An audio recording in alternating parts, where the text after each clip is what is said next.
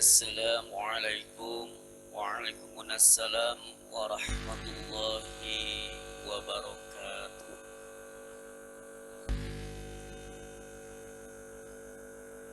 Bismillahi masyaallah. La hawla wa la quwata illa billah. Alhamdulillah. Alhamdulillahillazi khalaqal mauta wal hayata liyabluwakum ayyukum ahsanu amala. Asyhadu an la ilaha illallah wahdahu la syarikalah wa asyhadu anna Muhammadan abduhu wa rasulan nabiyya ba'da. Allahumma salli ala sayyidina Muhammad wa ala ali sayyidina Muhammad kama sallaita ala sayyidina Ibrahim wa ala ali sayyidina Ibrahim fil alamin innaka Hamidum Majid. Faqala Allah ta'ala fil Qur'anil Karim, a'udzu billahi minasy syaithanir rajim. Bismillahirrahmanirrahim. Ya ayyuhallazina amanu kutiba alaikumusiyam kama kutiba alal ladzina min qablikum la'allakum tattaqun. Wa qala Allah ta'ala aidan,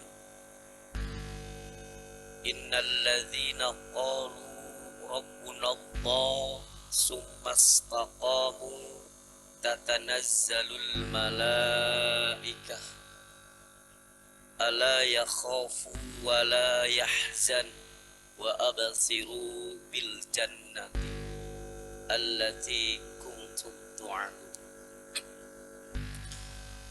Wa qala Rasulullah sallallahu alaihi wasallam, innallaha la yanzuru ila suwarikum wa amwalikum walakin yanzuru ila qulubikum wa a'malikum. Alhamdulillah wa syukrillah bi ni'matihi wa iradatihi wa qudratihi. Allah subhanahu wa ta'ala telah memisahkan kita untuk hadir di dalam kajian subuh pagi hari ini. Allah sengaja memisahkan kita hadir di majelis ilmu guna untuk diberikan ilmu oleh Allah subhanahu wa ta'ala. Sebagaimana apa yang disampaikan oleh baginda Nabi Muhammad sallallahu alaihi wasallam, ketika Allah menginginkan seseorang itu menjadi baik, maka Allah akan pahamkan orang tersebut itu dengan ilmu agama. May yuridillahu khairan yufaqihu fiddin. Mafhum mukhalafahnya, apabila kita tidak diberikan keinginan oleh Allah subhanahu wa ta'ala untuk pergi ke majelis ilmu atau mencari ilmu, maka dipastikan kita dikehendaki buruk oleh Allah subhanahu wa ta'ala. Na'udzubillahi min. Alhamdulillah wa syukrillah. Salawat serta salam semoga tercurah limpahkan kepada baginda alam Habibana wa Nabiyana Muhammad sallallahu alaihi wasallam, juga kepada para keluarganya, sahabatnya, dan juga kepada kita selaku umatnya yang senantiasa istiqamah mengikuti jejak beliau, mengikuti syariahnya sampai hari akhir. Amin ya Allah ya rabbal alamin. Al-Mukarramun, para pengurus ketua DKM Masjid Al-Mu'minun, Al-Mukarramun pengatur acara, Al-Mukarram, para bapak ibu yang dimuliakan Allah subhanahu wa ta'ala. Saya sangat berbahagia karena Allah telah memberikan kesempatan bertemu dengan orang-orang soleh di hadapan saya ini guna untuk berbagi sharing tentang ilmu Allah Subhanahu wa Ta'ala. Dibandingkan dengan para ibu bapak, mungkin saya itu nggak ada apa-apanya. Selayaknya saya duduk di belakang, tetapi karena Allah mengizinkan hari ini saya duduk di sini, sehingga kita akan sharing sesuatu tentang ilmu Allah untuk mendekatkan kita kepada Allah Subhanahu wa Ta'ala. Bapak Ibu yang dimuliakan Allah Subhanahu wa Ta'ala, alhamdulillah kita sudah kesekian hari telah melaksanakan salah satu kewajiban kita yang telah diberikan oleh Allah Subhanahu wa Ta'ala. Jelas kita hafal dalilnya, jelas kita tahu perintahnya, bahwa Allah memerintahkan kita pada bulan suci Ramadan itu untuk melaksanakan ibadah puasa.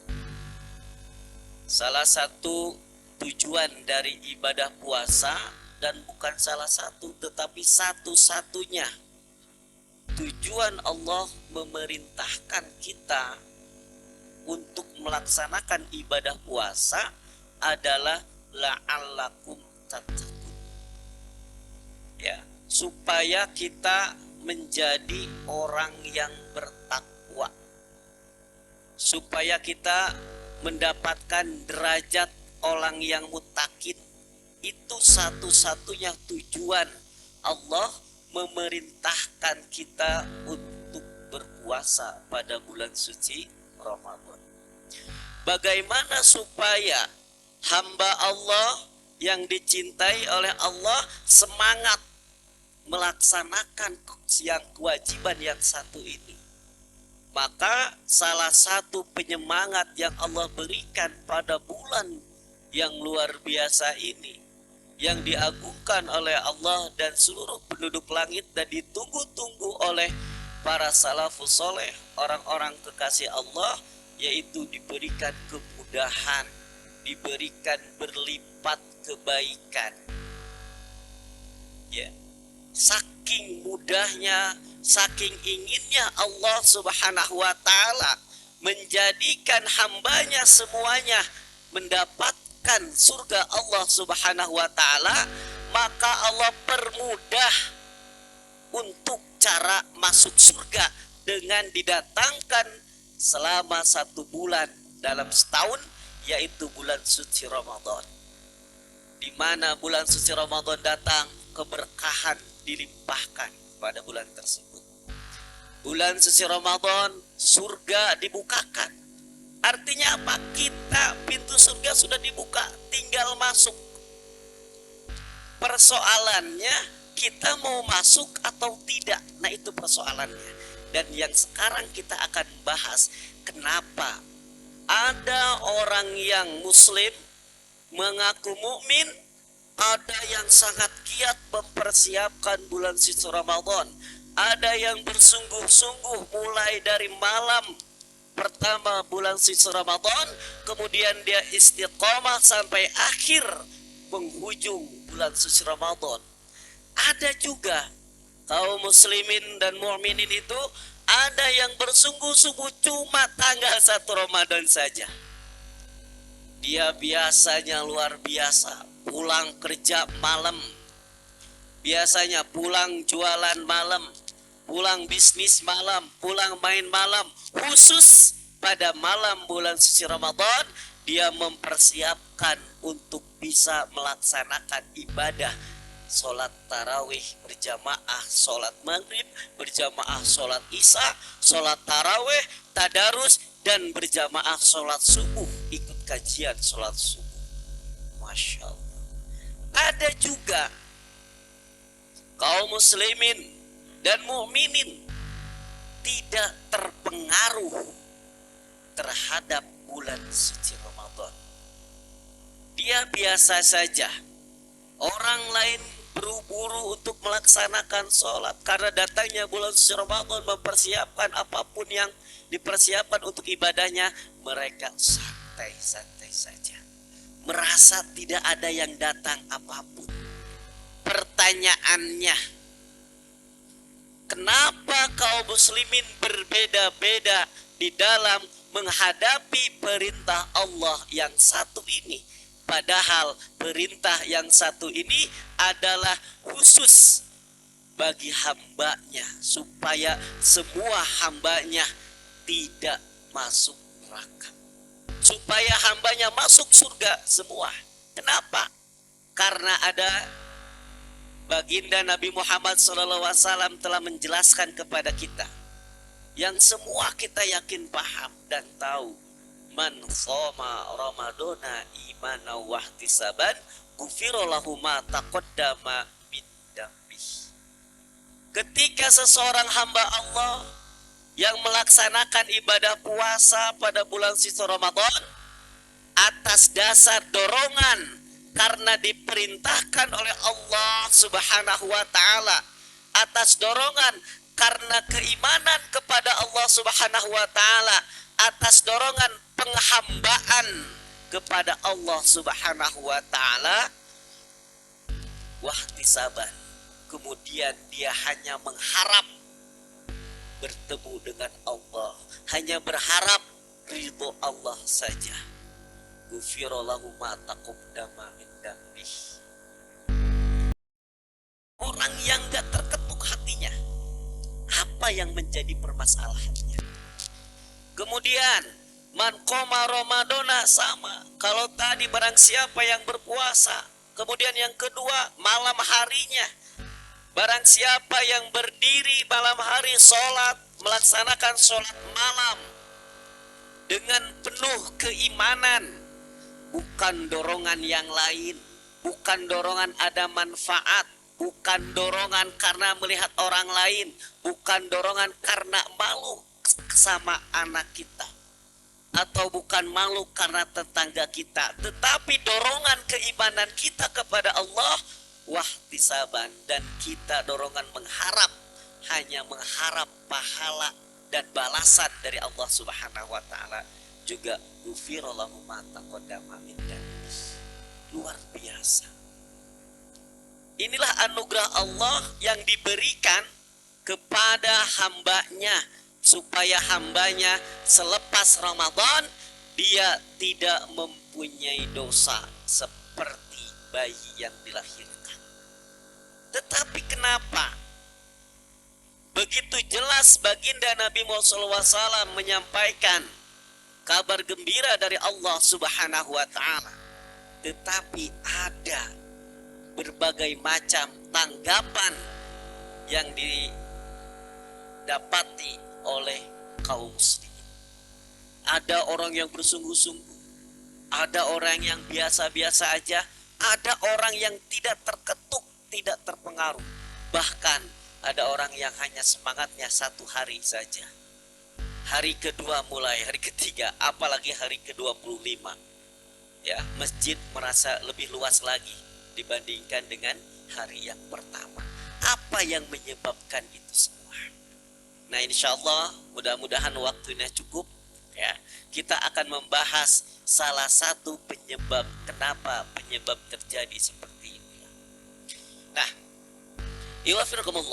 oleh karena itu sebenarnya puncak dari keimanan seorang hamba itu bisa dilihat dari tanggal 1 Ramadan, ketika dia melaksanakan apa yang diperintahkan Allah, kemudian mengakui yang diperintahkan Allah itu baik, kemudian dia meyakini bahwa itu perintah Allah dan baik, kemudian dia melaksanakan apa yang diperintahkan Allah, maka dia termasuk orang yang luar biasa. Itulah ketika seseorang itu mempunyai karakter saksiah yang sempurna, seperti itulah, seperti kita ketika pada tanggal 1 Ramadan serba semangat, ibadah semangat, infak semangat, mengaji semangat, baca Quran semangat. Kenapa? Karena kita sudah memiliki saksiah Islamiyah yang luar biasa, yang sempurna. Tetapi kenapa itu berkurang setelah tanggal 1, 2, dan 3 dan berikutnya. Nah, oleh karena itu, biar ada keberkahan, saya akan bacakan beberapa pakroh yang insya Allah nanti saya jelaskan sedikit dari pakroh tersebut. Para alim ulama, qala musannif rahimahullah ta'ala, membahas tentang apa itu saksiyah, apa itu saksiyah Islamiyah. Saksiyah dalam bahasa Arab itu kepribadian. Saksiyah itu kepribadian. Membentuk kepribadian saksiyah Islamiyah artinya pada tanggal 1 Ramadan mayoritas kaum muslimin berada dalam puncak saksiyah Islamiyah. Kenapa? Karena mulai dari pola pikir dan pola sikapnya sama. Antara perintah yang diketahui dari Allah Subhanahu wa ta'ala, perintah untuk kewajiban melaksanakan puasa, kemudian diaplikasikan dengan pola sikapnya dia melakukan puasa, berarti dia telah memiliki karakter saksiyah Islamiyah. Maka kalau kita lihat para ulama mendefinisikan as-saksiyatu, yang namanya kepribadian itu, fi kullil insan tata'allafu min aqliyatihi wa nafsiyatihi. Jadi yang namanya saksiyah atau kepribadian seseorang itu terbentuk karena akliyah dan nafsiyahnya, karena pola pikir yang dia ketahui dan pola sikap yang dia lakukan. Pertama itu. Kemudian wala dakhala li syaklihi wala jismihi wala kindamihi wala ghair dzalik. Dan tidak termasuk di dalam pembentukan saksiyah seperti bentuk tubuh, bentuk jasad, kemudian aksesoris, itu tidak mencitrakan saksiyah seseorang, tidak memperlihatkan kepribadian seseorang. Maka kita jangan tertipu. Biasa kalau sekarang orang ingin dikatakan berkepribadian baik, dia sehingga membuat wajahnya menjadi cantik, ya, kemudian mukanya menjadi ganteng, pakaiannya hebat. Kalau orang pakai jas, pakai udeng-udeng, pakai sorban, jenggot panjang, supaya disebut bersaksiyah Islamiyah, supaya disebut muslim sejati. Tetapi padahal itu semua bukan pembentukan seseorang mempunyai kepribadian yang Islam. Ya, itu hanya apa? Fakulluha fusur. Ya, warna kulit tubuh kita, aksesoris, pakaian, warna kulit dan yang lainnya, itu hanyalah kulit luar saja. Itu hanya casing saja. Tidak ada hubungannya dengan saksiyah kepribadian seseorang. Maka kita jangan melihat orang yang luar biasa, ya, orang yang pakaiannya rapi, kemudian belum tentu dia mempunyai kepribadian Islam. Pakaiannya yang jelek pun misalkan, belum tentu dia mempunyai kepribadian yang bukan kepribadian Islam.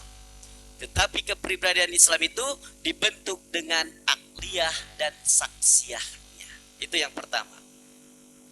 Kalau begitu, apa yang disebut dengan akliyah atau pola pikir?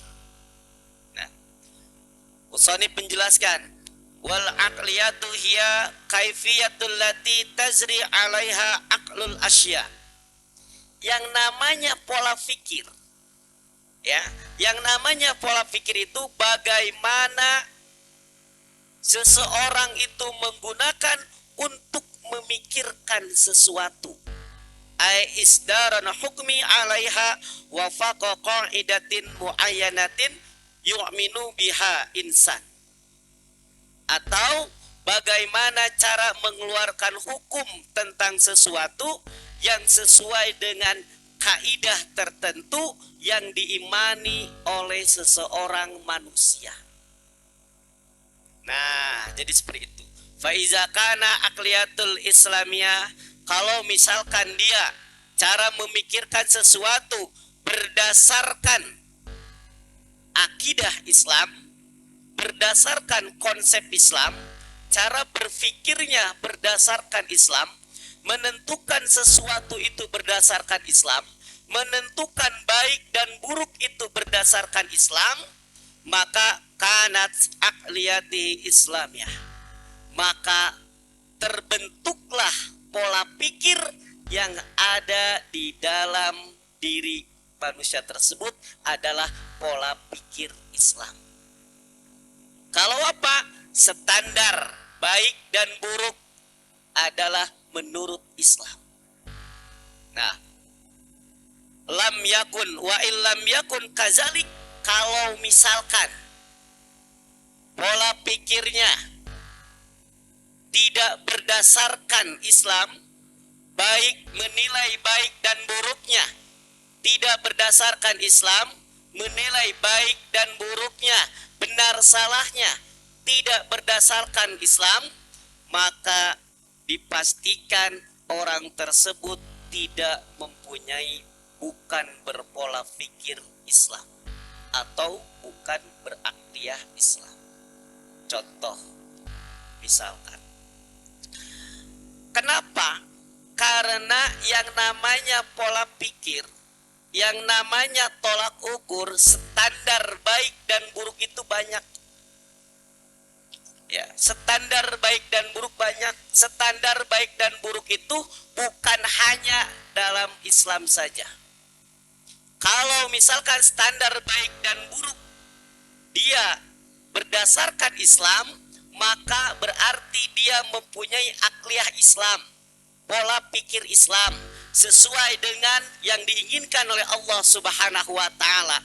Kalau menentukan benar dan salahnya sesuatu, itu sesuai dengan Islam.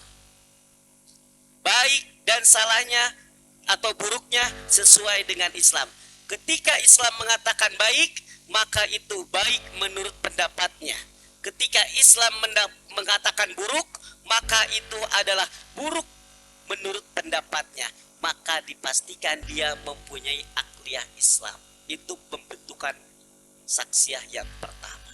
Tetapi kalau misalkan baik dan buruk, benar dan salah itu bukan berdasarkan Islam, contoh, baik dan buruknya itu hanya berdasarkan manfaat saja.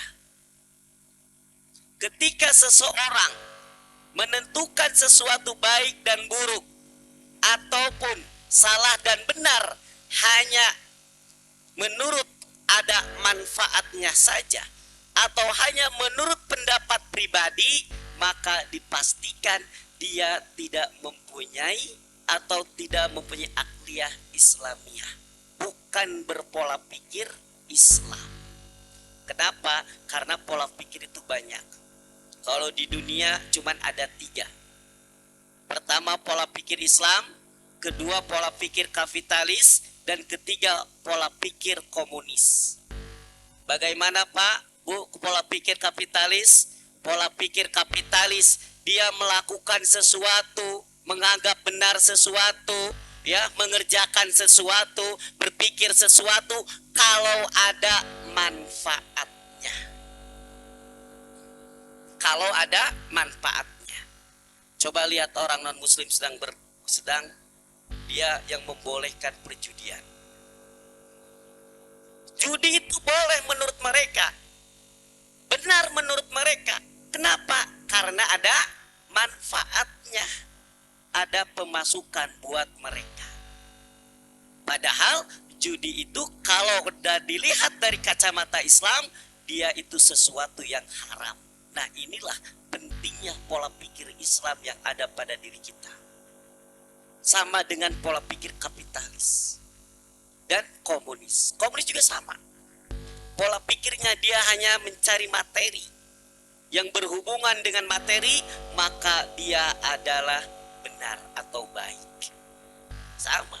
kalau kita juga ketika kita hanya berjualan, kita hanya beraktivitas, ketika beraktivitas itu kita hanya kemudian alasan kita beraktivitas hanya ada manfaatnya, bukan atas dasar dari dorongan benar salah yang dalam Islam, maka kita juga bisa jadi termasuk terhadap pola pikir yang diadopsi dari pola pikir orang-orang non-muslim.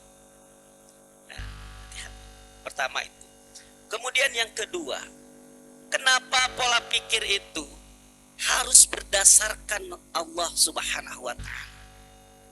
Kenapa? Karena apa? Kata Allah, kita itu manusia yang lemah, tidak mengetahui apa yang akan terjadi di masa yang akan datang, tidak mengetahui apa yang akan dilakukan di masa yang akan datang. Kita terbatas, tidak tahu apa yang terjadi besok. Jangankan besok, setelah hari ini, setelah detik ini kita tidak tahu apa yang terjadi. Ketika kita memaksakan, menganggap baik sesuatu, padahal kita tidak tahu apa-apa, maka itu menjadi sesuatu yang mendapatkan kecelakaan. Kenapa? Karena kita lemah memutuskan sesuatu dengan pendapat kita, padahal kita tidak tahu apa yang akan terjadi ke depan. Tetapi siapa yang maha tahu? Yang maha tahu ketika besok akan terjadi apa, masa depan akan terjadi apa, sekian ribu tahun akan menjadi apa, ketika setelah kiamat akan yang terjadi apa yang terjadi, apa yang dipersiapkan, Allah yang tahu. Oleh karena itu, terkadang yang dianggap baik oleh kita maka kita lakukan, tetapi belum tentu baik di hadapan Allah Subhanahu wa Ta'ala. Tetapi ada juga yang dianggap buruk, yang dianggap dibenci oleh kita, belum tentu itu buruk, padahal baik pendapat Allah Subhanahu wa Ta'ala. Sebagaimana Allah menyampaikan di dalam Al-Quran, asa, ya, boleh jadi antukrihu syai'an, sesuatu yang dibenci oleh kalian, fahuwa khairul lakum, itu adalah baik bagi kalian. Wa asa an tuhibbu syai'an wa huwa syarrul lakum, dan boleh jadi apa yang kita sukai itu adalah buruk bagi kalian. Innallaha ya'lamu wa antum la ta'lamun. Kenapa? Karena Allah yang maha mengetahui yang baik dan buruk, Allah yang mengetahui yang benar dan salah, kita tidak ketahui. Oleh karena itu, tolak ukur seorang muslim yang benar adalah bukan manfaat, bukan materi, bukan keuntungan, tetapi adalah baik menurut Allah, benar menurut Allah. Standar baik pola pikir tersebut adalah baik dan buruk hanya ditentukan oleh Allah Subhanahu wa Ta'ala. Kenapa? Karena kita tidak tahu apa yang akan terjadi di masa yang akan datang. Itu yang pertama. Baru berbicara akliyah. Jadi akliyah Islam itu adalah pola pikir, bagaimana cara kita memikirkan sesuatu. Kalau misalkan akliyah Islamiyah, maka bagaimana cara kita memikirkan sesuatu, standarnya adalah akidah Islam. Standarnya adalah baik dan buruk menurut pendapat Allah Subhanahu wa Ta'ala. Ya. Maka kata baginda Nabi Muhammad SAW bahwa la yu'minu ahadukum hatta yakuna hawa'u taba'an lima jitu bihi. Kata baginda Nabi Muhammad SAW, la yu'minu ahadukum, tidak sempurna keimanan salah seorang di antara kalian, hatta yakuna hawahu, sampai hawa nafsunya, sampai keinginannya, taba'an, mengikuti dan tunduk lima jitu bihi, terhadap apa yang aku bawa, apa yang baginda Nabi Muhammad SAW bawa adalah Islam. Artinya apa? Belum sempurna, belum mendapatkan kualitas saksiah yang bagus, saksiah Islamiyah yang dimiliki oleh para sahabat Nabi Muhammad SAW, sebelum kita hawa nafsu kita, keinginan kita tunduk terhadap Islam. Nah, oleh karena itu, iwafirukumullah, tidak ada bagi kita kesempatan untuk mengambil sesuatu yang baik, kecuali yang baik itu hanya datangnya dari Allah saja. Kenapa? Karena kita itu bodoh, lemah, tidak tahu apa-apa. Ya, tidak tahu apa-apa. Yang Allah yang Maha mengetahui kita. Itulah pola pikir Islam, atau yang disebut dengan aqidiyah Islam. Kemudian yang kedua, tadi kata musonib, pembentukan saksiah itu terbentuk dari dua. Pertama aqliyah, kedua nafsiyah. Ini baru aqliyah dulu, pola pikir, sumber hukumnya dari mana. Ketika dia berpikir, harus baik buruknya dari siapa? Dari Allah.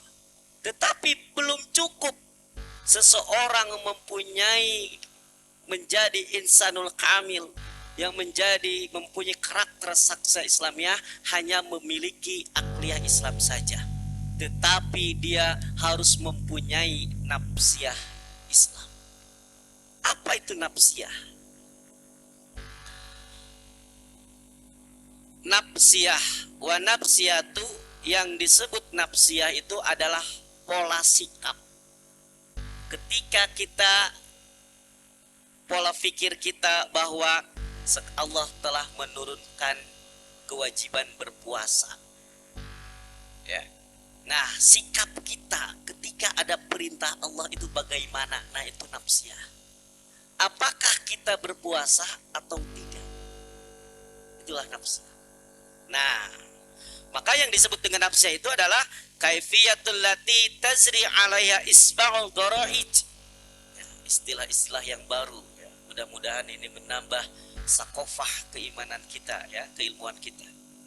Yang namanya nafsiyah itu adalah bagaimana kita, tata cara yang digunakan untuk memenuhi seluruh naluri kita. Wahazatul ubawiyah, dan kebutuhan fisik kita. Apa itu naluri?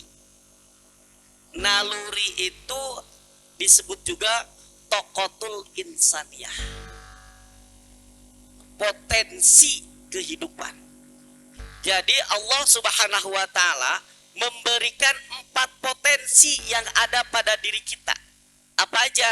Pertama adalah hazatul udawiyah. Hajatul udawiyah itu adalah kebutuhan fisik.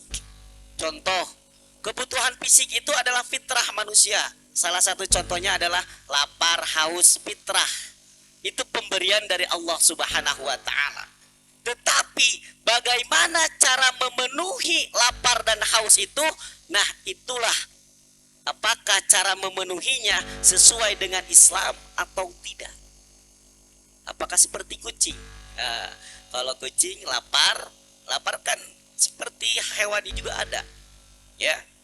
Hajatul udawiyah itu adalah bagian dari yang diberikan Allah kepada manusia dan hewan. Misalkan kucing lapar, dia mah nggak memperlihatkan apakah itu boleh atau tidak. Meskipun punya majikannya, dia empat aja. Nah, artinya berarti dia rasa lapar dan hausnya, kemudian memuaskan rasa lapar dan hausnya tanpa berpikir terlebih dahulu. Berbeda dengan nafsiyah Islam. Ketika nafsiyah Islam itu untuk memenuhi gorizah. Gorizah itu ada 3. Pertama ada gorizatut tadayun, naluri beragama. Fitrah beragama. Beragama itu adalah fitrah. Setiap yang ada di muka bumi, setiap manusia itu ada naluri beragama. Meskipun orang komunis, seperti pada tahun berapa China kan itu kebanyakan komunis. Dia ateis. Korea Selatan juga sama, dia komunis ateis, tidak mengakui agama. Tetapi hati nuraninya berbicara. Apa yang disampaikan oleh Presiden Cina? Wahai kaum muslimin, tolong doakan negara kita kepada Tuhan kau supaya negara kita terbebas dari Covid. Maksudnya apa itu? Maksudnya hati nuraninya dia mengakui bahwa ada Tuhan kaum muslimin, padahal dia ateis. Kenapa? Karena yang namanya beragama itu adalah fitrah sesuai dengan fitrah manusia. Mengagungkan Tuhan itu adalah fitrah. Mengagungkan seseorang, mengagungkan sesuatu itu adalah fitrah sebagai fitrah manusia. Pertama itu garizah tadayun. Nah, bagaimana cara mengagungkan Tuhan? Cara mentakdiskan Tuhan, kemudian cara beragama. Maka kalau cara beragama sesuai dengan Islam, maka dia berarti nafsiyahnya nafsiyah Islam. Kemudian yang kedua ada namanya gharizatun naum.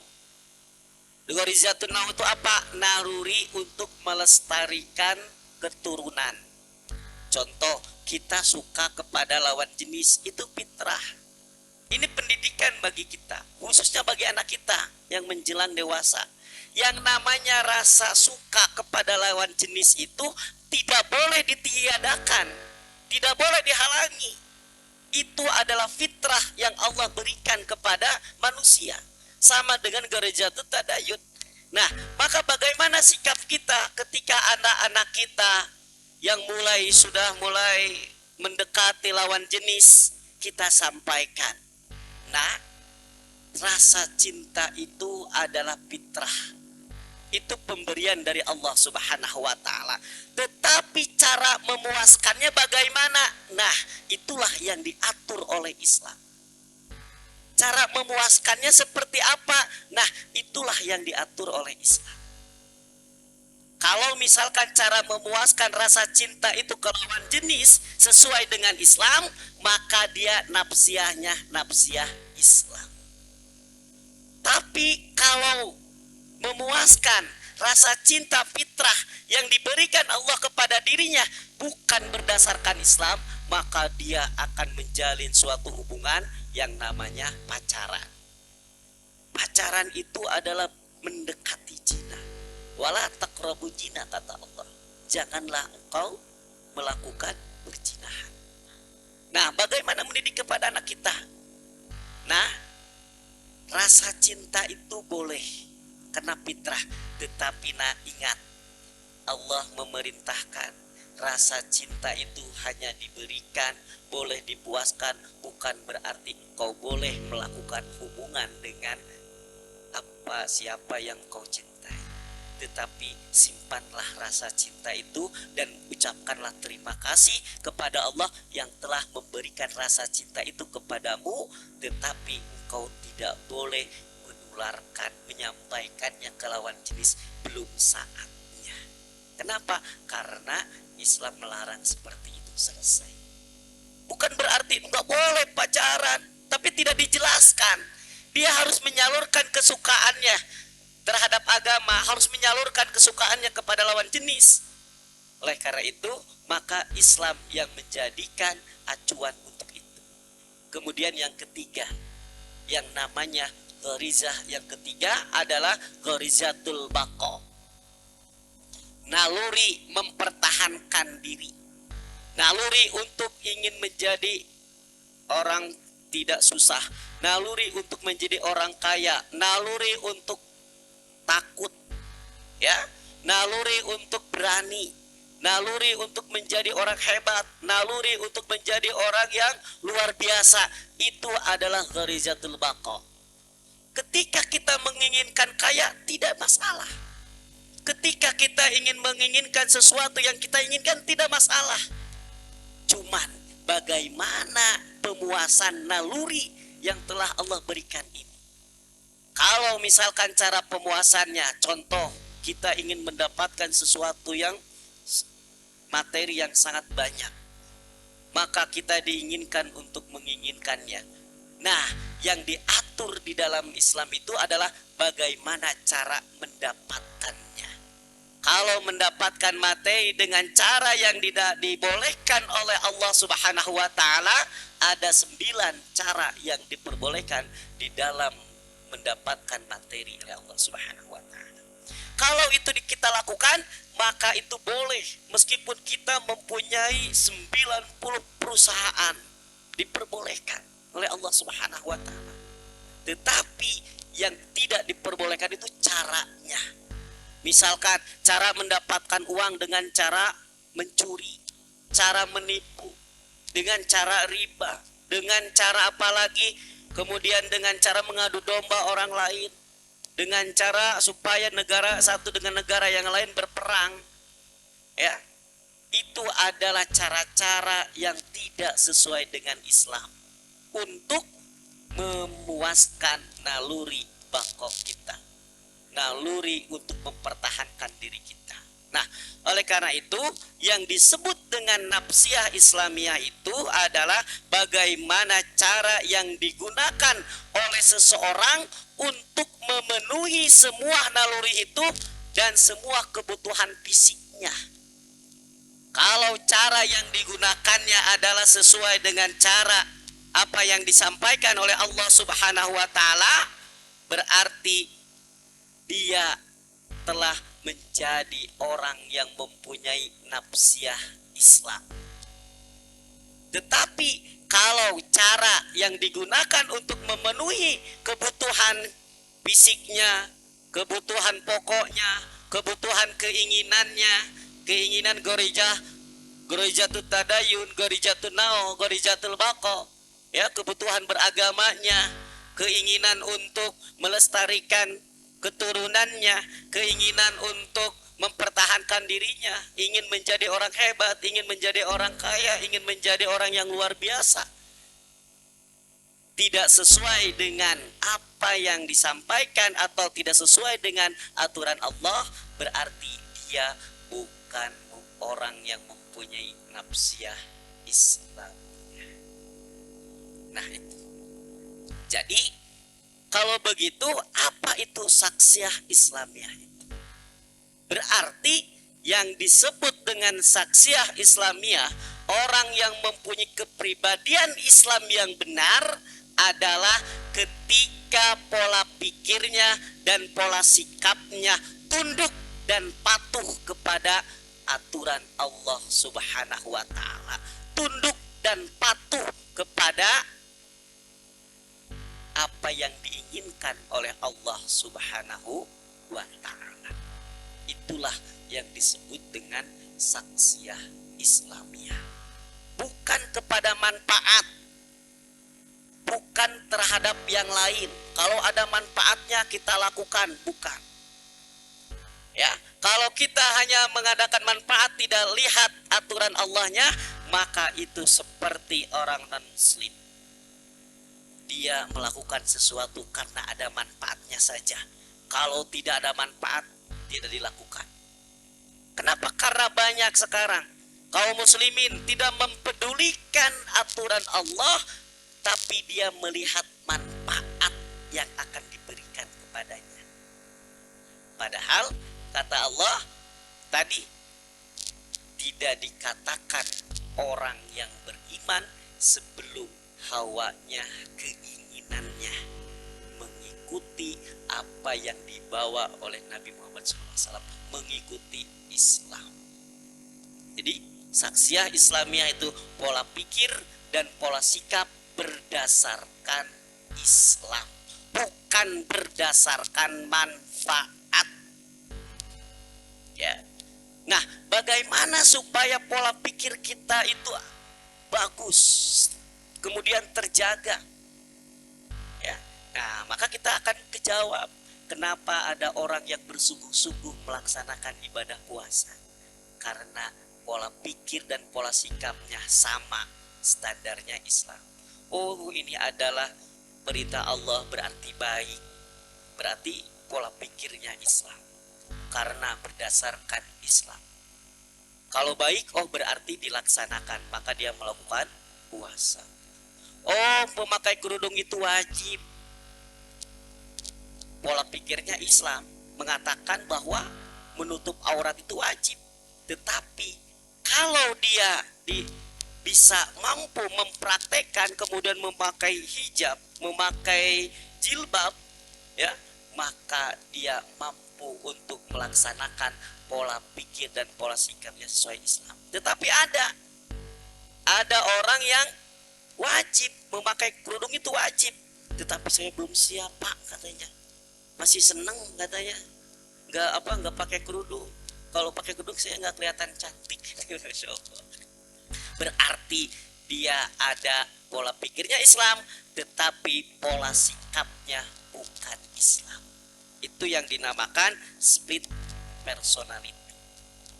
Karakter pemikirannya, pemahamannya dengan prakteknya berbeda, sehingga belum terbentuk kepada seseorang tadi itu saksiyah Islamiyah, belum terbentuk menjadi seorang muslim yang sejati. Dia baru setengah pemikirannya saja. Nah, kemudian bagaimana, apa yang harus kita lakukan supaya pola pikir kita bagus, supaya pola sikap kita bagus? Maka yang harus kita lakukan adalah ada 4 metode. Yang bagaimana ketika 4 metode ini dilaksanakan oleh kaum muslimin, dilaksanakan oleh kita, dilaksanakan oleh anak kita, maka akan terbentuknya kepribadian kita dan kepribadian anak kita sebagai kepribadian Islam. Apa itu? Yang pertama, ketika kita ingin memperluas pola pikir, maka sakofah harus diperbanyak. Dengan cara apa? Ad-dirasah wal fahmu. Ya, banyak kita belajar, banyak kita memahami, mempelajari sakofah Islam, mempelajari ajaran-ajaran Islam. Dari A sampai Z itu sudah ada dijelaskan di dalam Islam. Tentang apapun ada di dalam Islam. Yang pertama itu. Kemudian yang kedua, bagaimana cara pola sikap supaya pola sikap kita itu senantiasa pola sikap Islami, atau yang dimaksud dengan nafsiyah Islam. Maka yang dilakukan hanya 2. Pertama adalah yakin, kedua adalah tatbik, melaksanakan apa yang kita yakini. 4 hal inilah yang akan membentuk karakter kita. Karakter siapapun yang melaksanakan 4 ini akan terbentuk pada dirinya saksiyah Islamiyah atau kepribadian Islam. Ad-dirasah, belajar, al-fahmu, setelah belajar kemudian kita paham. Paham itu melihat fakta kemudian dikaitkan dengan maklumat atau informasi. Kemudian yang ketiga, setelah kita memahami maka kita yakini. Ketika setelah kita yakini maka kita praktekkan. Maka ketika seorang muslim dia sudah tahu ilmu puasa, ada keterangan wajib puasa, kemudian dia paham bahwa puasa itu adalah perintah Allah sebagai penghambaan kepada Allah Subhanahu wa taala, kemudian yakin bahwa itu adalah puasa itu adalah perintah Allah dan Allah itu ada Rabbul Alamin yang mengurus kita semua, maka dia tatbik, dia langsung melaksanakan puasa. Begitu juga dia ketika melihat, meskipun dia lapar pada siang hari, fakta lapar, hajatul udawiyah tadi, pemberian siapa? Allah lapar itu. Ya. Kita tahu lapar. Nah, mulai berpikir, lapar. Kalau lapar, bagaimana cara memuaskan lapar? Ternyata kita mempunyai pola pikir, kita kan sedang puasa, pasti lapar. Puasa itu tidak boleh makan, mulai dari terbit matahari sampai terbenam matahari. Ketika dia mempunyai karakter saksiyah Islamiyah, maka dia tidak melakukan. Kenapa? Karena ketika dia melakukan, dia akan berdosa. Artinya pola pikir dan pola sikap sama, terbentuklah saksiyah Islamiyah. Itulah yang dimaksud kenapa pada tanggal 1 Ramadan hampir semua kaum muslimin itu mempunyai karakter saksiyah Islamiyah. Karena antara pola pikir dan pola sikapnya sama. berbeda dengan setelah tanggal itu. Sama ketika kita lihat apalagi ya orang yang tadi berkerudung ya, ketika dia mampu untuk menyamakan antara pola sikap dengan pola pikirnya, kewajiban menutup aurat, kemudian dia laksanakan sampai pada tatbik, sampai pada pelaksanaan, maka itulah yang disebut dengan saksiyah Islamiyah. Nah, iwafirakumullah, yang paling berat di dalam 4 hal itu, dirosah, al-fahmu, al-yakin, at-tatbik, yang paling berat itu adalah at-tatbik, melaksanakannya. Banyak orang yang ilmunya sundul langit, kitabnya di mana-mana, tetapi ketika melaksanakannya entar dulu. Ketika melaksanakannya belum mampu. Ya, kenapa? Karena itu sangat luar biasa at-tatbik itu. Memerlukan hubungan dengan Allah yang sangat kuat, keyakinan bahwa Allah yang menciptakan kita itu harus kuat, baru pelaksanaan itu bisa mendorong kita mudah dilaksanaan. Jadi kalau kita mempunyai hubungan dengan Allah ringan, tidak kuat, keyakinan kita kepada Allah tidak kuat, artinya apa? Kita ada sedikit ragu untuk apa? Bahwa Allah yang mengurus kita, bahwa Allah akan mengembalikan kita, bahwa kita akan dipinta pertanggungjawaban kalau kita tidak berdasarkan aktivitas kita, tidak berdasarkan apa yang diturunkan oleh, yang dibawa oleh Nabi Muhammad SAW, yaitu Islam, maka Allah akan mempertanggungjawabkan kita. Ketika kita diminta bahwa aktivitas selama di dunia kita tidak sesuai dengan apa yang dia bawa Nabi Muhammad SAW, itu membuat kita takut. Kenapa? Karena kita yakin bahwa Allah adalah yang mengurus kita, Allah yang akan mengembalikan diri kita. Nah, dengan ketakutan itulah maka kita akan mudah melaksanakan apa yang diperintahkan Allah kepada kita. Nah, iwafikumullah, terakhir sebelum ada tanya jawab, ada 3 hal kenapa seseorang itu melakukan maksiat. Jadi jangan aneh, Pak. Kalau orang yang ustadz, orang yang punya ilmu itu melaksanakan maksiat, jangan aneh. Ada 3 hal. Pertama, seseorang itu melakukan kemaksiatan, seseorang itu tidak sesuai antara akliyah nafsiyahnya, akliyah Islamiyah dan nafsiyah Islamnya, karena yang pertama ghairu bil ilmin. Dia yang pertama tidak mempunyai ilmu. Makanya orang yang tidak mempunyai ilmu itu ada kecenderungan, ada potensi untuk salah. Saya suka mencontohkan kalau lagi-lagi gak puasa itu suka ada air di sini. Maka saya contohkan ini air putih dua-duanya. Ada air putih sebelah kiri, air putih sebelah kanan, sama-sama putih, gelasnya sama, takarannya sama. Kira-kira Pak Heru mau milih yang kiri apa yang kanan? Ya sama, mau pilih mau kanan, pilih salah satu. Ya pilih aja salah satu, kanan. Karena Ustaz Heru tidak tahu apa yang ada di dalam air meskipun sama, karena belum ada maklumat menyampaikan di dalam air kanan itu ada racun. Kemudian Pak Heru itu dia ngambil kanan, kemudian meminum air yang kanan yang ada racunnya. Kenapa? Karena dia tidak tahu, tidak ada yang memberitahu bahwa yang kanan itu ada racun. Apa yang terjadi kepada Pak Heru? Celaka. Itulah kelemahan orang bodoh. Orang bodoh itu cenderung celaka. Makanya mayuridillah khairan yufaqihu fiddin itu di sana. Barang siapa yang dikehendaki Allah baik, maka dia akan dipahamkan, diberikan pemahaman ilmu agama yang benar. Dia menguasai sakofah, menguasai yang dihalalkan, menguasai yang diharamkan, menguasai yang baik menurut Allah, menguasai yang buruk menurut Allah. Kenapa? Kalau tidak menguasai, kemungkinan ini akan terjadi kepada kita. Kita memilih sesuatu dengan kebodohan kita, sehingga itu yang mencelakakan kita. Pertama itu, orang melakukan salah karena bodoh. Makanya alhamdulillah ada pengajian. Harus semangat ini. Kalau bisa tiap hari pengajian. Kenapa? Untuk mencerdaskan. Daripada celaka saudara kita bighairi ilmi, tanpa ilmu. Kemudian yang kedua, orang yang tahu tetapi seperti tadi, orang yang tahu kewajiban puasa tetapi dia tidak melaksanakan puasa. Artinya apa? Ketika pengetahuannya, ilmunya itu tidak didasarkan kepada akidah Islam. Tahu tetapi tidak menjadikan Islam sebagai panduan hidupnya. Tahu bahwa mencuri itu salah, tetap aja korupsi.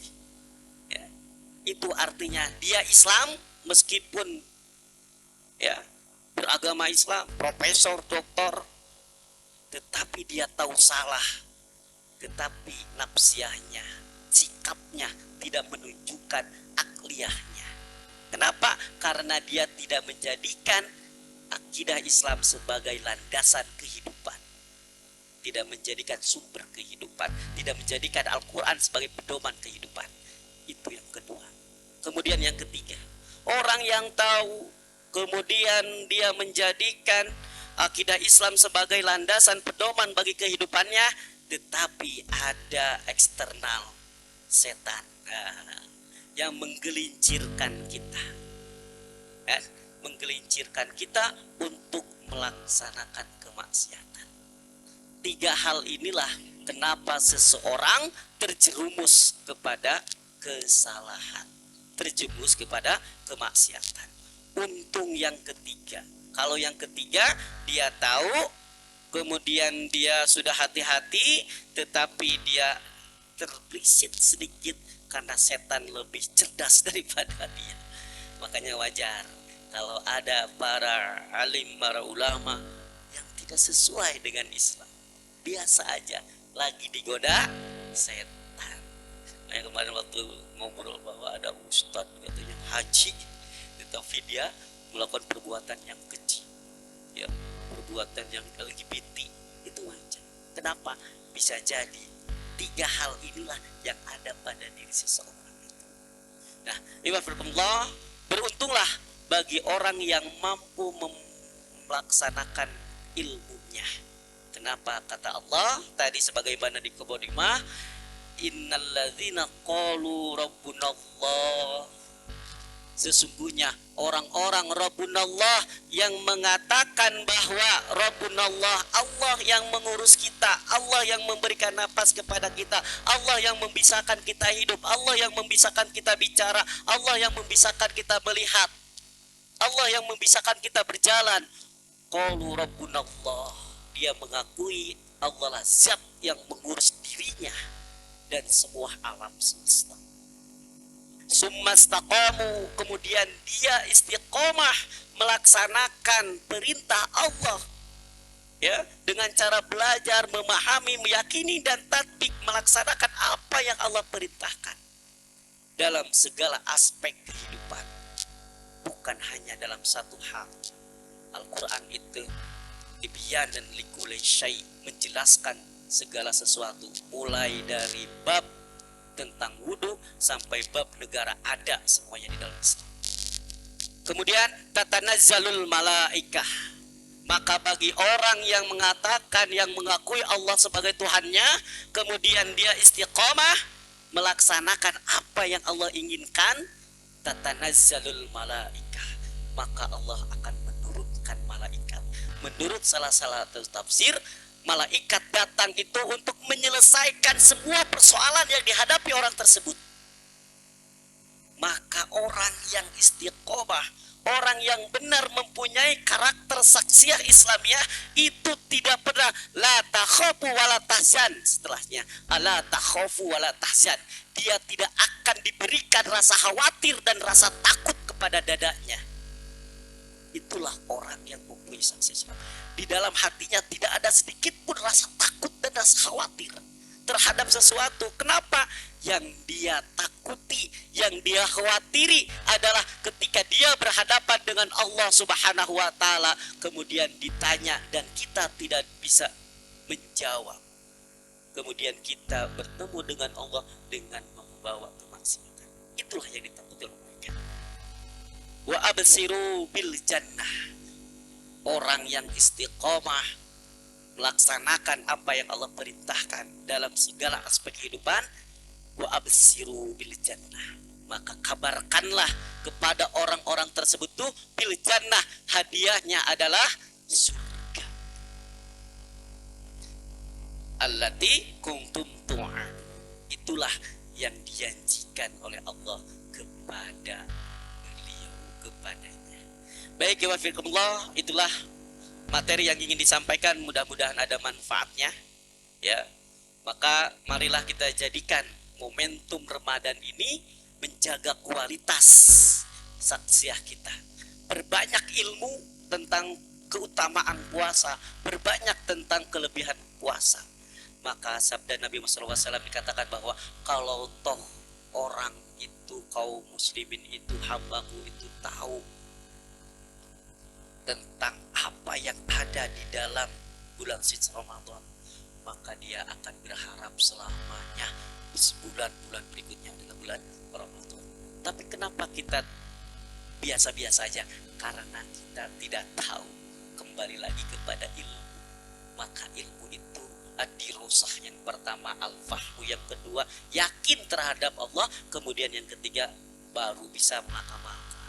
Maka orang-orang yang hebat itu karena tahu ilmunya, karena tahu dia memahaminya, karena dia takut keimanannya kuat, hubungannya dengan Allahnya kuat, kemudian memahami dia akan kembali kepada Allah, harus membawa amal yang baik, maka dia mengupayakan apapun yang dia lakukan setiap detik per detiknya menjadi amal ibadah.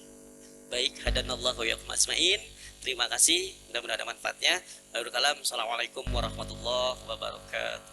Waalaikumsalam warahmatullahi wabarakatuh. Ya, alhamdulillah, sudah disampaikan oleh Ustaz Ayi bagaimana Bapak Ibu sudah paham dengan saksiyah Islamiyah. Saksiyah Islamiyah yaitu kepribadian Islam. Kata Ustaz Ayi, di malam pertama Ramadan itu semua rata-rata memiliki saksiyah Islamiyah. Sampai belakang sholat tarawih itu full, hari kedua juga full, hari ketiga agak maju dikit, hari keempat malam setengah, ya ada kemajuan. Itu namanya saksiyah Islamiyah, itu kepribadian Islam. Ya, semoga kita sampai akhir di bulan Ramadan dan sisa hidup lah ya, kita selalu menjaga saksiyah Islamiyah yang terdiri dari dua ini ya, jadi akliyah dan nafsiyah itu sendiri ya. Karena taraweh sendiri itu bukan cepat-cepatan gitu, bukan perlombaan yang cepat-cepatan kalau taraweh itu, tapi taraweh itu yang khusyuk, yang benar gitu. Jadi kalau Ustadz Ayi bilang Islam, saksiyah Islamiyah berada di awal Ramadan, itu kebanyakan kita ada di awal Ramadan, insya Allah rata-rata benar. Nah, ini ada yang mau ditanyakan nggak dari Bapak Ibu nih tentang saksiyah Islamiyah? Ini kayaknya baru ya, sesuatu hal yang baru yang baru kita dengar gitu, kepribadian Islam. Mungkin banyak materi yang harus digali di kepribadian Islam ini. Ada yang mau bertanya, silakan. Kayaknya ini ya cukup. Ya. Oh ya, Pak Haji Agus, silakan Pak Haji. Tafadhal. Waalaikumsalam.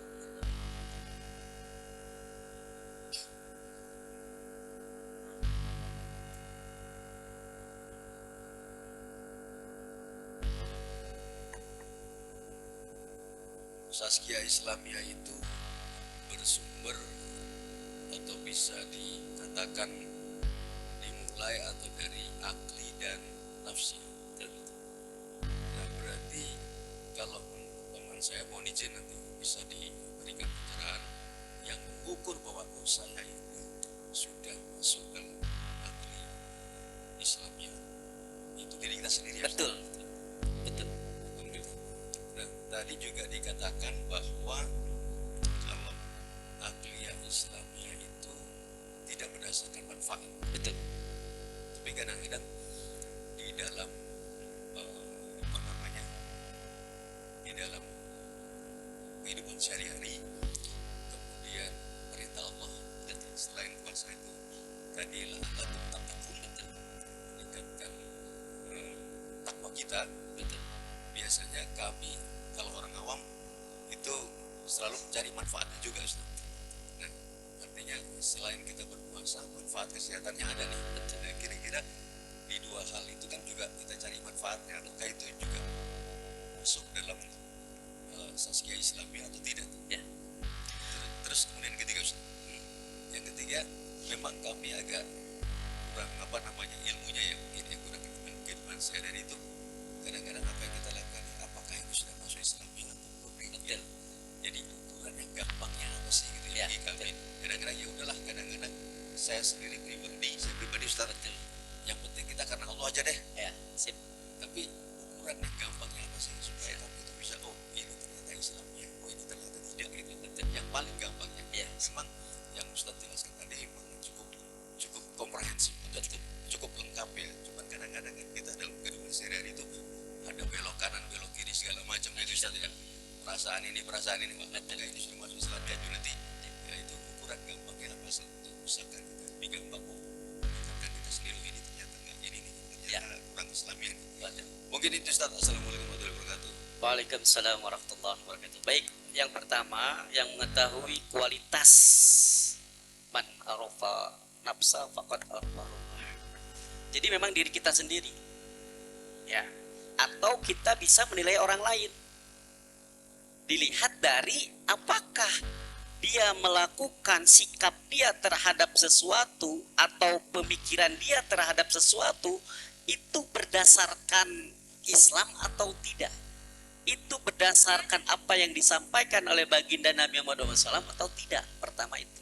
Jadi bisa kita yang tahu diri kita sendiri, bisa orang lain bisa menilai. Maka kata Sayyidina Ali pernah bersabda bahwa pernah mengatakan bahwa kalau engkau ingin tahu kebenaran, orang yang mengikuti kebenaran, jika kalian ingin tahu orang yang mengikuti kebenaran, maka kalian harus tahu apa itu kebenaran.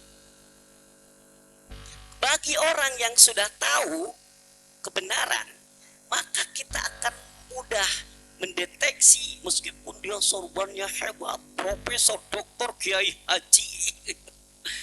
Tetapi kalau perilakunya tidak menunjukkan sesuai dengan Islam, maka kita bisa menilai orang tersebut tidak perlu diikuti dalam tingkah laku itu. Kenapa? Karena tidak sesuai dengan Islam. Pertama itu. Ya, jadi yang tahu itu bisa jadi kita karena kita tahu juga kebenaran. Kemudian bagaimana supaya mudah ini dari Islam tidak adirosak belajar. Makanya seharusnya kata alim ulama, al ilmu nurun. Ilmu itu cahaya. Ya. Al zahlu zulm.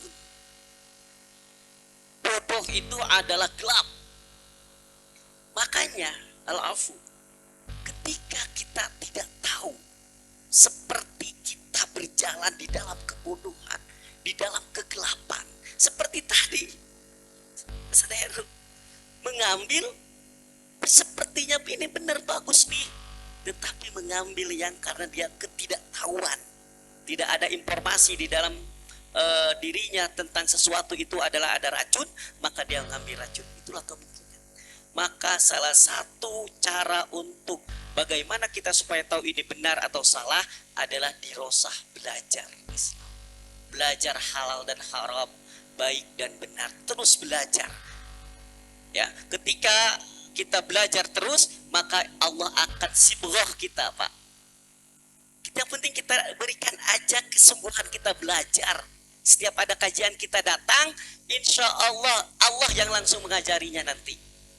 Kenapa? Karena Allah, ketika Allah sudah mencintai seseorang, karena dia ada keinginan ingin menerapkan Islam, keinginan ingin mengikuti apa yang disampaikan Allah, maka Allah jaga orang tersebut sehingga ilmunya itu dapat ada aja, sehingga dia lebih hati-hati. Makanya ketika kita sebelum melakukan, sebelum memikirkan sesuatu, itu kita takar dulu, apakah pekerjaan ini, apakah pemikiran ini sesuai dengan perintah Allah dan Rasulnya atau tidak. Yang penting dilakukan kita adalah belajar, terus belajar, tambahkan meluangkan waktu untuk menggali tentang yufaqihu fiddin tadi. Kalau orang yang dianggap buruk itu dia akan. Kemudian yang ketiga, apa itu tadi ketiga? Saya lupa ya.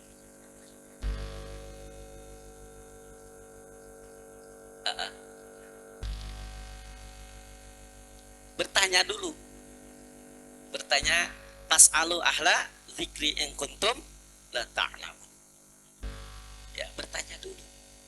Ibarat kalau kita memaksakan berjalan Pak dalam kegelapan, insya Allah Bapak akan kejedot. Kita berakar, nggak tahu di sana ada apa namanya duri. Kita maksa berjalan, ya kita ada kemungkinan kita nginjak duri, celaka kita. Fas'alu ada ahla zikri in kuntum la ta'lamun. Bertanyalah kepada orang yang tahu.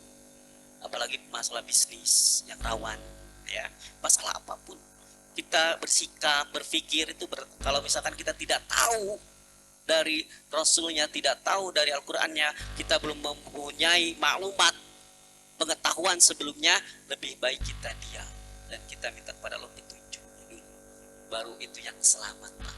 Tapi kalau mau memaksakan berjalan silakan, tapi selamat insya Allah akan nginjak duri atau kejedot. Kenapa? Berjalan di dalam kegelapan itu sama dengan tidak akan bisa sebenarnya berjalan itu. Wallahu a'lam. Baik, silakan. Mungkin dari ibu-ibu ada yang ditanyakan. Assalamualaikum warahmatullahi wabarakatuh. Waalaikumsalam. Gini Pak, mendengar Bapak tadi, Pak Ustadz tadi bicara ini bagus, semua bagus semuanya. Tapi kita lihat, saya sedikit skeptis dengan negara ini. Kita bandingkan dengan negara Kanada ya, yang 90% ateis, cuma 10% yang beragama. Dengan Indonesia 83% Islam, Muslim. Tapi apa yang terjadi? Kenapa saya skeptis? Karena negara yang ateis aja hukumnya jelas, peraturannya jelas, aman. Indonesia, negara kita, saya skeptis dengan hukum kita. Sedangkan yang di atas, yang megang-megang di atas tuh jangan nggak bilang ilmunya, profesor, doktor, insinyur dan semua ahli. Menurut Bapak bagaimana ini? Satu, kedua, saya pernah baca filsuf Jerman, Immanuel Kant, bahwa tujuan hidup itu bukan bahagia yang merasa enak, merasa hebat, tapi tujuan hidup adalah bermartabat dan bermoralitas. Menurut Bapak bagaimana? Sedangkan kita Indonesia ini 83% Pak Islam. Martabat moralitas itu masih adakah? Ya. Saya skeptis Pak Ya. dengan negara kita. Wassalamualaikum warahmatullahi wabarakatuh. Waalaikumsalam. Allah mengajarkan kepada kita wala tai'as. Janganlah kita berputus asa min rahmatillah, dari rahmat Allah Subhanahu wa ta'ala. Kenapa? Karena Allah menyuruh kita hanya untuk berikhtiar saja. Idza jaa nasrullahi wal fath. Ketika kemenangan, kesuksesan, Allah yang menentukan. Keberhasilan adalah Allah Subhanahu. Pertama itu yang saya ingin garis bawahi. Selama kita berpegang kepada akliyah dan nafsiyah Islam, maka wala tai'as. Kalaupun tidak negara ini, kalaupun tidak masyarakat ini, kalaupun tidak keluarga, tapi jangan sampai keluarga, minimal diri kita dan keluarga kita menuju Allah dengan selamat. Pertama itu, kalau negaranya nggak mau, kalau kaum musliminnya, kalau masyarakatnya nggak mau, penting man ra'a minkum munkaron. Yang penting bagi kita, selama ada kemungkaran, maka wajib bagi kita harus man ra'a minkum munkaron falyughayyirhu biyadihi. Rubah dengan tangan, dengan ucapan, dengan banyak berbicara tentang kebaikan. Atau membencinya, bukan membenci orangnya, membenci perilakunya. Wahwa ada afrul iman, itulah benci yang berdapat pahala. Makanya Islam itu jelas, ada benci yang mendapatkan pahala, ada cinta yang mendapatkan pahala, ada cinta yang mendapatkan dosa, ada benci yang mendapatkan dosa. Sudah dalam kitab ini ada semua.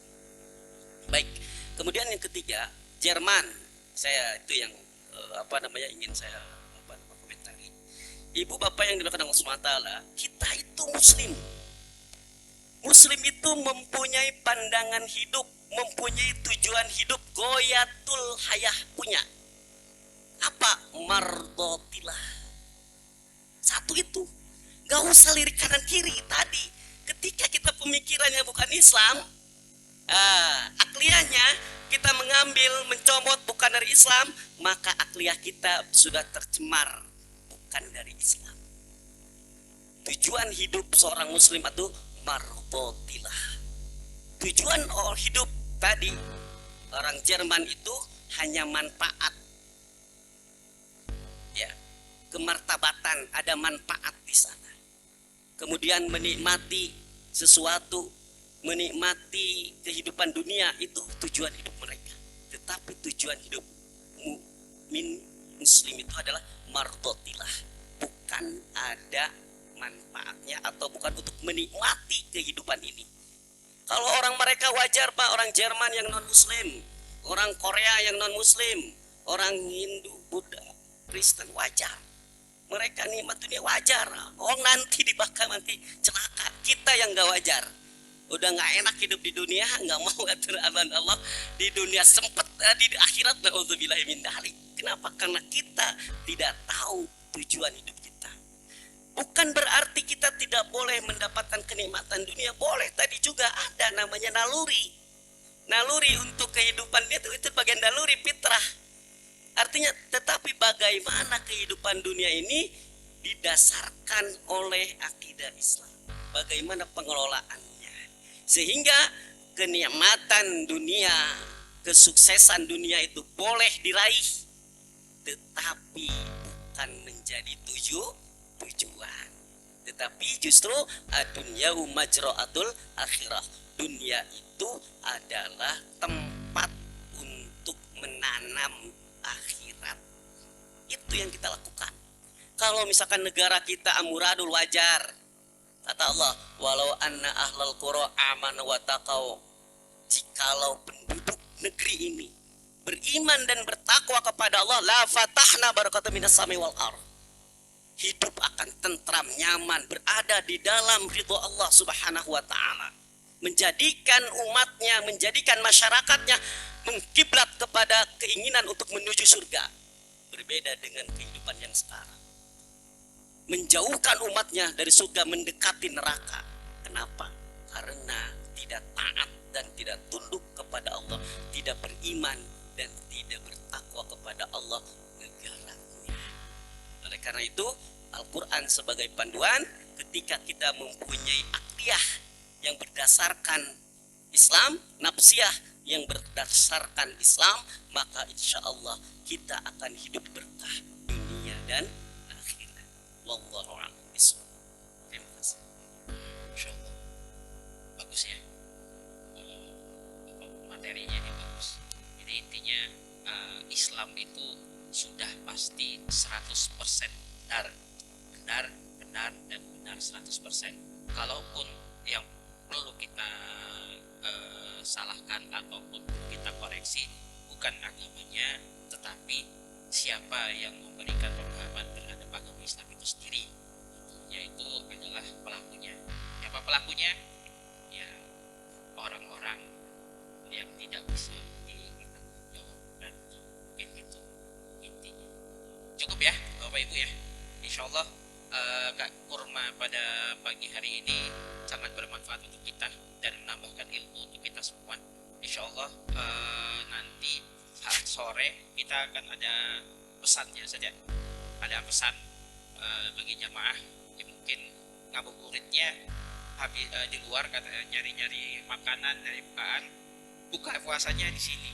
Atau nggak perlu kita nyari di luar, ngabuburit di luar nggak perlu, ngabuburitnya di Masjid Al-Mu'minun saja, karena di sini saya lihat listnya banyak banget. Di sini ada ayam, ada apa, banyak. Jadi sore nanti kita buka puasanya di sini saja sambil sebelumnya kita mendengarkan pesan dari Kang Zaid.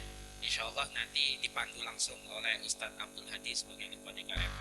Itu saja pada pagi hari ini, semoga ilmunya bermanfaat untuk kita semua. Mari kita tutup acara pada pagi hari ini dengan membaca doa kafaratul majelis. Subhanakallahumma bihamdika asyhadu an la ilaha illa anta astaghfiruka wa atubu ilaik. Akhir kalam, wassalamualaikum warahmatullahi